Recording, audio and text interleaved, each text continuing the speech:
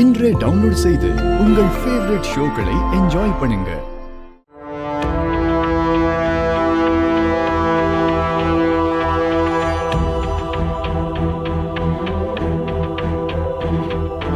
ஐயோ ரோகு அத்தைக்கு என்னாச்சு? ஈஸ்வரி என்னாச்சு? தலையில கட்டு போட்டிருக்க?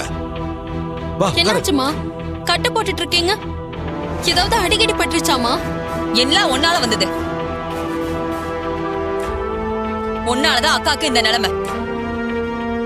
நான் என்ன பண்ண? உன் குழந்தை ராசிதா இப்படி அக்காக்கு ஆயிடுச்சு. இங்க பாரு ரோகிணி, நீ மட்டும் மனசு வச்சினா உங்க அம்மாவை இந்த மாதிரி ஆபத்துல இருந்து காப்பாத்தலாம். சித்தி, இப்ப எதுக்கு அக்காவை குழப்பறீங்க?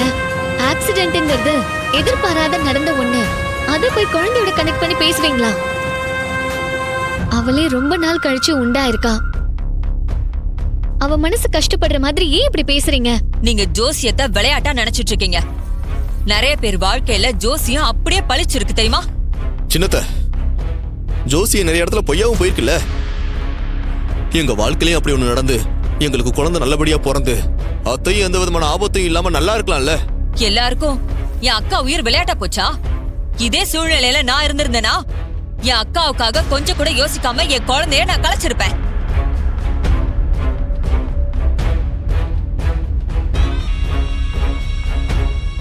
ஏன்னா எனக்கு என் அக்கா தான் முக்கியம். அவளுக்காக நான் உயிரை கூட கொடுப்பேன். இவ எனக்கு அம்மா மாதிரி. இவளை மிஞ்சி எனக்கு வேற யாருமே இல்ல. அதனாலதான் கட்டின புருஷனை தூக்கி எறிஞ்சிட்டு இவளோட வந்து நிக்கிறேன். சந்திரா, உன்னை பத்தி எனக்கு தெரியாதா? இப்ப எதுக்கு இதெல்லாம் சொல்லிக்கிட்டு இருக்க? நடந்தது நடந்து போச்சு. இதுக்கு மேல எதுக்கு இதை பத்தி பேசிக்கிட்ட? விடு.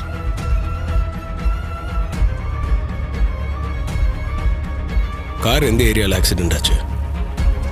வண்டியில் இடிச்சவனை யார் என்னன்னு விசாரிச்சிங்களா? ஆமா, பெரிய போலீஸ் அதிகாரி இவரு. சொன்னோன்னே எல்லாத்தையும் அப்படியே கண்டுபிடிச்சிருவாரு. ஏய், வேலை பார்த்துட்டு போ.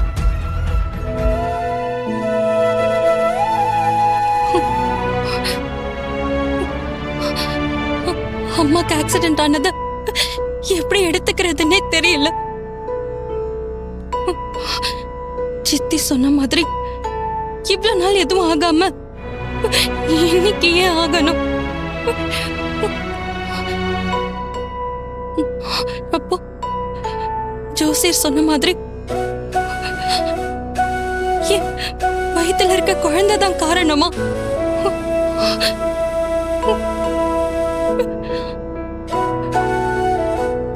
அம்மா என்கிட்ட கண்டிப்பு காட்டினாலும் நல்லபடியா வளர்த்து படிக்க வச்சு கல்யாண வாழ்க்கையை அமைச்சு கொடுத்திருக்காங்க.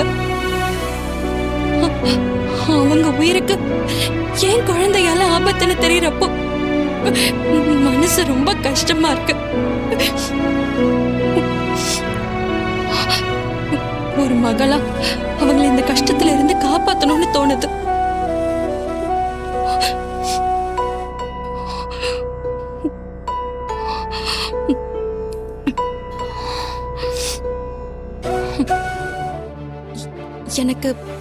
எனக்கு இந்த குழந்தை வேண்டாம் டாக்டர். அபார்ட் பண்ணணும். என்னது? அபார்ஷன் பண்ணணுமா? ஏன்? ஏற்கனவே குழந்தைங்க இருக்காங்களா? இல்ல டாக்டர், எனக்கு கல்யாணமாகி 4 வருஷம் ஆகுது. இப்பதான் கர்ப்பமா இருக்கு. என்னது? இப்பதான் கர்ப்பமா இருக்கீங்களா? உங்களுக்கு என்ன பைத்தியமா? முதல் தடவை தானே கர்ப்பமா இருக்கீங்க, அதை போய் அபார்ட் பண்ணணும்னு சொல்றீங்க? சூழ்நிலை அப்படி டாக்டர், அதான் அபார்ஷன் பண்ணணும்னு சொல்றேன். அப்படி என்னமா பொல்லாத சூழ்நிலை? குழந்தை வரங்கிறது எல்லாருக்கும் கிடைச்சிருது இல்ல. 4 வருஷம் கழிச்சுதான் உங்களுக்கே கிடைச்சிருக்கு. குழந்தையோட அருமை உங்களுக்கு நல்லாவே தெரியும். அதை போய் கலைக்கணும்னு சொல்றீங்க? இல்ல டாக்டர், என் குடும்ப சூழ்நிலை அப்படி. நீங்க தான் கொஞ்சம் மனசு வைக்கணும். அப்படி என்னதான் குடும்ப சூழ்நிலை, அதை சொல்லுங்க.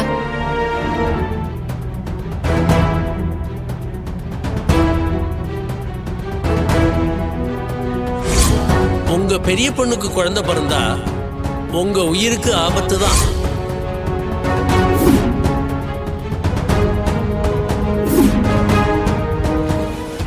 ஆல் ரைட், நீங்க இவ்வளவு உறுதியா இருக்கிறதுனால நான் அபார்ஷன் பண்றதுக்கு ஒத்துக்கிறேன்.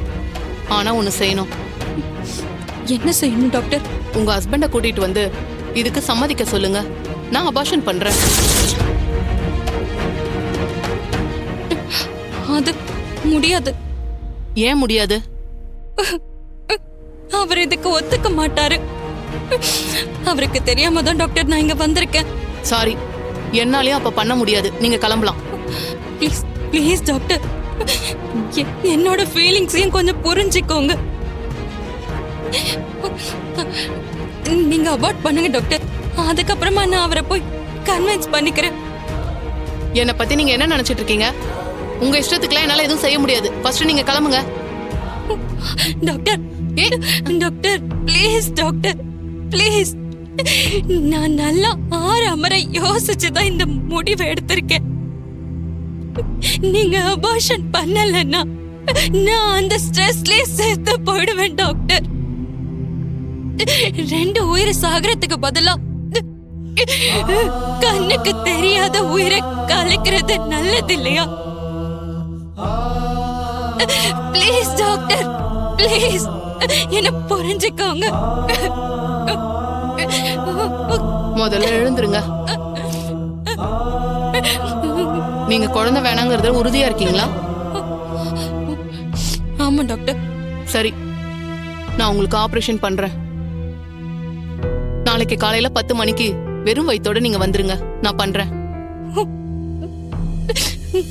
ரொம்ப தேங்க்ஸ் டாக்டர்.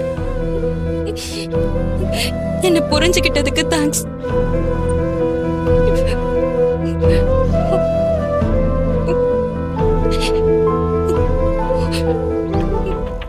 அத்தை கார் பின்னாடி வந்து இடிச்சதா தான் சொன்னாங்க.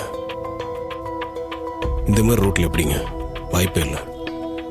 இது ஆக்சிடென்ட் மாதிரி நம்ப வைக்கிறதுக்காக தான் அப்படி பண்ணியிருப்பாங்க. சரிப்பா, யார் பண்ணியிருப்பாங்க? வேற யாருங்க? சின்னத்தை தான். சிவனாண்டிக்கு ஃபோன் பண்ணியோ இல்லை மெசேஜ் பண்ணியோ விஷயத்த சொல்லியிருப்பாங்க. அந்த ஆள் தான் ஆளை வச்சு இதை செஞ்சிருப்பாரு. கரெக்ட் சகல. ஆனா ஒரு விஷயம் இடிக்குதேப்பா. என்ன? கார்ல சின்னத்தையும் தானே இருந்தாங்க. அவங்க இருக்கும்போது இவங்க எப்படி ஆக்சிடென்ட் பண்ணுவாங்க? அவங்க நோக்கம் பெருசா ஆக்சிடென்ட் பண்ணணுன்றது இல்லைங்க. அத்தை உயிருக்கு ஆபத்துன்னு நம்மளை நம்ப தாங்க வைக்கணும். அதுக்கு யாராவது வண்டியை இடிச்சுட்டு போனாலே போதுங்க. நீ சொல்றதாப்பா நடந்திருக்கும்.